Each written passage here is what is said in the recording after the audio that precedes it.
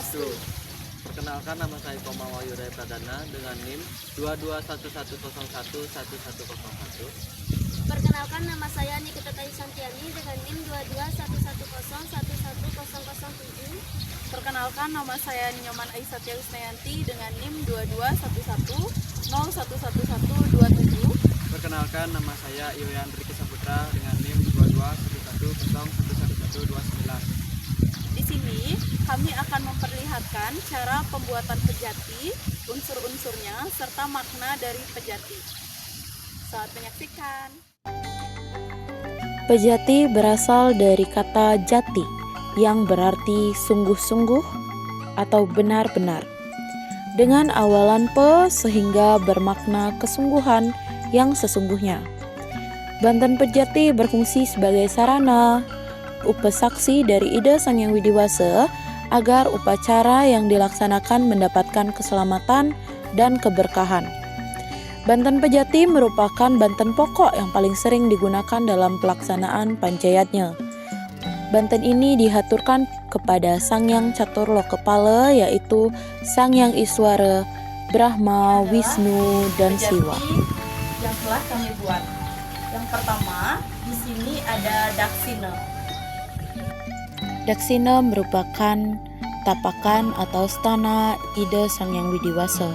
Terdiri dari wakul daksina yang melambangkan Sang Hyang Ibu Pertiwi. Kemudian ada tapak dara yang melambangkan Sang Hyang Rua Bineda atau lambang swastika yang berarti keseimbangan. Beras amusti yang melambangkan Sang Hyang Bayu. Porosan yang melambangkan Trimurti. Gegantusan yang melambangkan Sang Hyang Indra. Mata-mata yang terdiri dari 5 jenis dedaunan yang melambangkan Panca Dewata.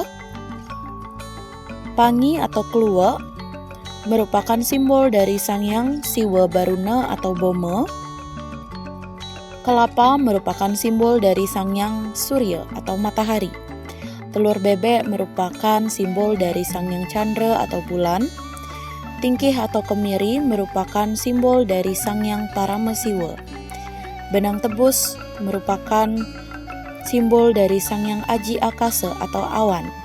Pis bolong melambangkan sunya atau kosong. Canang sari merupakan simbol dari Asta Aiswarya dan Panca Dewata. Kedua ada peras. Dalam lontar yatnya Prakerti, peras merupakan lambang dari Sang Hyang Triguna Sakti. Demikian juga dalam penyelenggaraan Pamrelina Banten, disebut juga peras sebagai pamulihan hati, artinya kembali ke hati. Secara umum, peras berfungsi untuk mengesahkan sesuatu karena kata peras berarti sah atau resmi. Kata peras juga diidentikan dengan kata presida yang berarti berhasil. Alas dari peras mempergunakan taledan. Di alas tersebut ditempeli kulit peras yang terdiri dari 5 potong reringgitan yang melambangkan kekuatan Panca Dewata. Di atasnya memakai sebuah sampian peras. Sampian peras merupakan permohonan lahir batin melalui caturmarga. Kemudian, di atas alat diisi perlengkapan berupa 2 buah tumpeng yang merupakan lambang lingga atau gunung, disertai dengan derasmen sebagai lambang triguna yang masing-masing berisi sambal sebagai simbol rajasika, ulam berupa telur sebagai simbol tamasika, dan kacang saur yang melambangkan dari satwam. Selain rerasmen, berisi pula jajan dan buah-buahan yang memiliki makna dari hasil perbuatan. Kemudian diisi dengan peras yang sudah diisi dengan bunga, serta pada peras juga diisi dengan canang sari yang merupakan simbol dari Asta Aiswarya dan Panca Dewata yang menempati 5 penjuru mata angin. Ketiga ada penyenang. Pada penyenang memakai bentuk segitiga yang disebut dengan tangke hitu sebagai alas yang berisi sampian penyenang. Kemudian Di atasnya ditempeli jejahitan tenda 3 yang pada masing-masing lekukan bawahnya berisi sebagai berikut. Yang pertama, ada tepung tawar yang melambangkan Dewa Siwa dan pepusuhan.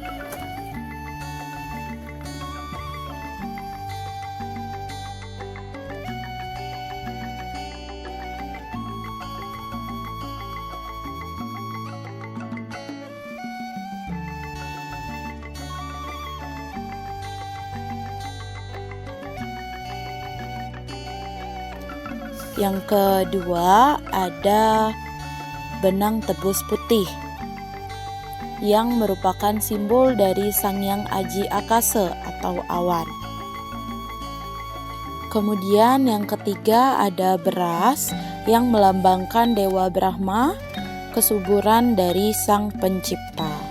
Ada sodan. Sodan merupakan banten atau persembahan sebagai sarana memuliakan Yang Widiwasa atau Tuhan. Banten sodan juga disebut dengan ajuman yang berasal dari bahasa Sangsekerta yang berarti ngajum, yaitu menghormati atau sujud kepada Yang Widi. Pada sodan terdiri dari beberapa unsur. Yang pertama ada alas atau taledan yang berbentuk kotak melambangkan swastika. Kemudian ada buah-buahan dan pisang. Pisang yang melambangkan permohonan yang kekal serta harapan yang tulus, serta ada buah-buahan sebagai perwujudan syukur atas hasil bumi. Ada nasi penak. Nasi penak yang berbentuk bundar dan sedikit pipih melambangkan keteguhan dan kekokohan batin dalam mengagungkan Tuhan.